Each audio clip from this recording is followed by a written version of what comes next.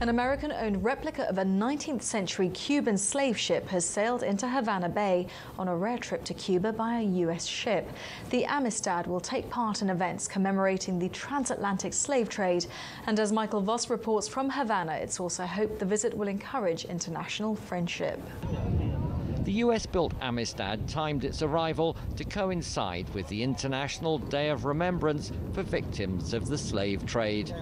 The replica schooner sailed into Havana Bay with the stars and stripes flying high. It's taken almost a decade of negotiations to allow her to come here.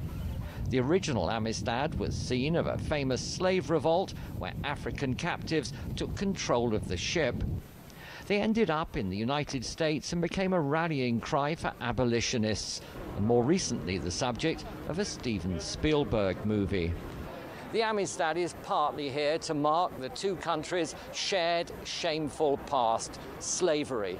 But the fact that this ship has been allowed to sail and dock here is also a sign that modern-day US-Cuban relations are starting to improve. Afro-Cuban dancers were waiting on the quayside to greet them. And I would like to present my crew. There were also Politburo and Central Committee members, along with senior foreign ministry officials.